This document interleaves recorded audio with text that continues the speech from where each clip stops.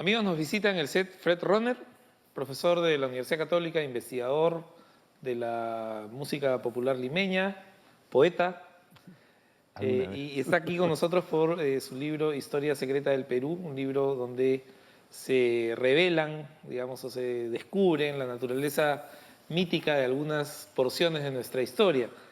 ¿Por qué crees que los peruanos tenemos esa necesidad tan grande de cubrir nuestra historia real con leyendas o abiertas mentiras?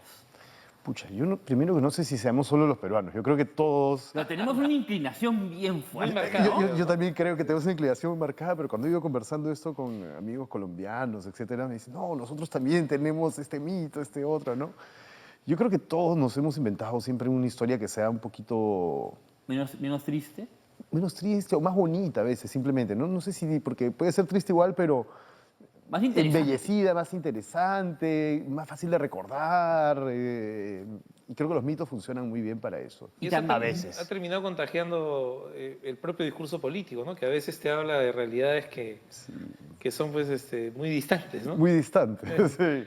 Pero yo no estoy tan seguro, digamos, de que eso sea del todo malo, ¿no? Siempre. Pero creo que ha habido momentos donde ya esa oscuridad del mito sí... Nos ha hecho daño, ¿no? Nos ha hecho daño y no nos ha permitido, además, ha borrado la realidad. O sea, creo que mientras que convivan, jueguen, todo muy bien, pero cuando termina por borrar algunos hechos y algunos datos bastante fácticos, digamos, creo que ahí sí entramos en problemas, Es ¿no? el caso, yo leí tu libro con mucho interés y me he dado cuenta de que muchas veces borramos o escamoteamos para justificar algo.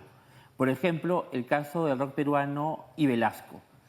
Desde que yo era chico, yo fui chico de los 80 y mis padres me decían, había rock y había buen rock en el Perú, pero Velasco lo prohibió. Y recién en los últimos años, un mito que es relativamente reciente ha logrado dilucidarse. No fue Velasco el que prohibió el rock. Y también otros ejemplos como la música y la política. ¿Tú por qué crees que tenemos esa necesidad de engatusarnos a nosotros mismos con historias que son tan recientes como por ejemplo Sarah Ellen? Pucha, sobre lo del rock y la música y la política, yo creo que ahí hay, digamos, además, no son mitos tan nacionales todos. Algunos son mitos que se vuelven nacionales, pero que son mitos de algunos pocos, ¿no? El del rock y Velasco para mí es una cuestión de clase social directa, ¿no? Es decir, hay una clase social que está resentida con Velasco y le endilga un montón de cosas, y entre ellas le endilga el haber acabado con el rock, ¿no? Y yo Bueno, la cancelación del concierto de Santana, ayer he ¿no? estado Es una herida con un abierta. chico que está haciendo un trabajo sobre eso y decía, no hay manera, ¿no? Es más, está dando los permisos, Velasco, dice qué bueno esto. Pero claro, hemos terminado por una clase social que se ve un poco perjudicada en muchos Inventamos sentidos. una historia paralela, Le ¿no? inventamos una historia paralela y a veces es una clase social que tiene fuerza en los medios, que ha tenido intelectuales, que ha tenido... Y entonces se va colocando y la vamos como dejando plantada, digamos, plantado el mito, ¿no? Y va creciendo y en un momento pues lo cubre, Se ¿no? decía que a Santana lo habían deportado y los que lo sacaron en realidad fue la gente de extrema izquierda de San Marcos, pues, ¿no? Que prohibió el concierto en una asamblea, Y ¿no? lo que nos comentaba ayer, un chico que lo cito además, que ha sido un estudiante mío en la Católica, ¿no? Que está trabajando sobre eso, y que había todo un panorama, digamos, por el lado de la izquierda y por el lado de la derecha, que estaba más bien atacándolo por ser un hippie fumón, por ser un pelucón, es decir, que había todo un ambiente que se venía creando antes del concierto, ¿no? Donde la izquierda y la derecha coincidían además, ¿no? Porque los dos lo atacaban de hippie, de fumón, de pelucón, es decir, donde en Por los fin dos de lados acuerdo, ¿ah? estaban totalmente de acuerdo. Eran Por como, primera vez. claro, la beatitud, la mojigatería, ¿no? Era lo que los hacía coincidir, ¿no? Entonces, sí, no sé. Y lo de Sarah Helen, mucha, creo que es más complicado ahí, ¿no? O Es un sea, psicosocial, ¿no? es Como lo de la Virgen que llora. las vírgenes que Tú lloran, ¿no? dices que la prensa hizo la de Poncio Pilatos, lavó las manos y no atacó ese fenómeno, no lo desenmascaró y dejó que fluyera.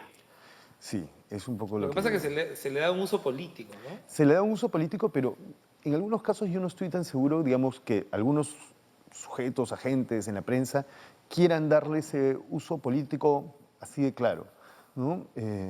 pero creo que lo dejan crecer, lo vuelven algo importante para ellos, no tienen, digamos, escrúpulos. Ese es un poco lo que yo sentía un poco cuando comencé a revisar el caso nuevamente y revisar la prensa, revisar con qué coincidía justamente lo que se discutía en el Congreso.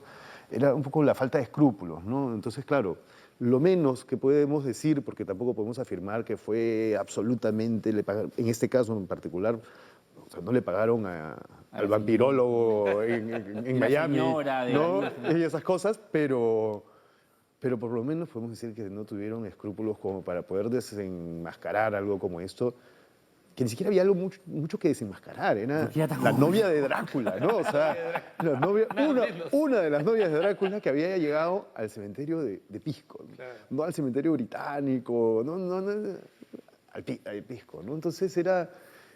o sea, yo sí recuerdo la sensación cuando veía esto en la televisión de Donde la gente chico, esperaba más o que menos. resucitara esa noche, ¿te acuerdas? Sí, Rodeando. me acuerdo, el pero además me nicho. acuerdo la primera vez. O sea, lo que digo más o menos ahí, claro, tiene su cosa literalizada, pero es más o menos cierto. Yo escuché esto y fue como, no, ya mucho. O sea, demasiado, ¿no?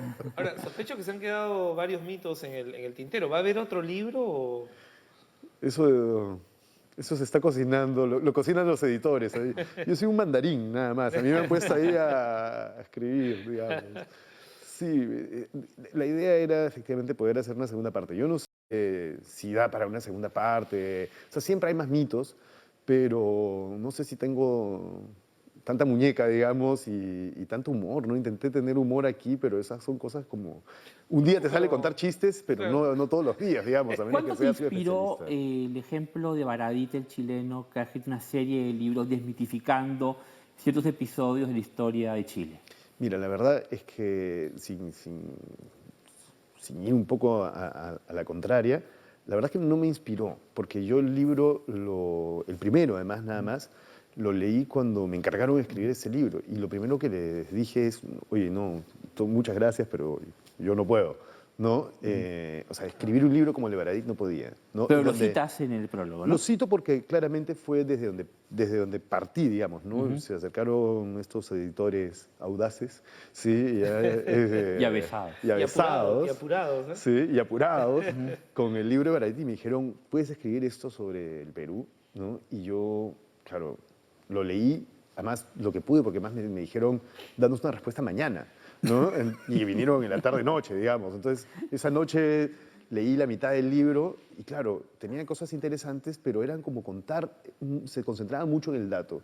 Y a mí la verdad es que el dato en sí mismo tampoco me parecía tan atractivo, es decir, con lo de la bandera, con algunas de estas Claro. cosas, no son cosas que no se sepan, digamos, ¿no? Incluso con lo de Sarah Helen, era cantado que era un psicosocial, están, digamos, todos los informes de DESCO mostrando. El asunto, para mí, lo que me gusta a mí no es tanto sacar el dato, sino como atar cabos, ¿no? Eso es un poco lo que siempre me ha gustado, así como Buscar las coincidencias. buscar las coincidencias, buscar las conexiones, ¿no? Claro. Y eso fue lo que intenté hacer. Entonces, la verdad es que el libro de Baradit me inspiró un poco en como la idea, Como concepto. pero lo que había detrás de cada historia, sí, yo no me sentía, no porque no fuese interesante, sino porque yo no podía hacerlo, ¿no? O sea, yo, no sé, con el dato así solo no me siento tan contento. Siento que lo bonito del dato es poder ligarlo con otros datos, ¿no? Y eso fue lo que les ofrecí, por eso les ofrecí a ellos la primera historia, que era la que yo más conocía. Claro. Y ahí fue que me dijeron, escriba con el látigo. Bueno, Fred, esta conversación, que seguramente en el futuro será parte de otro mito, ha llegado a su fin. Te agradecemos No, mucho gracias a haber ustedes. estado por aquí. Gracias a En ustedes. Entre Libros, ha sido un placer tenerte. Y no dejen de seguirnos por nuestras redes sociales.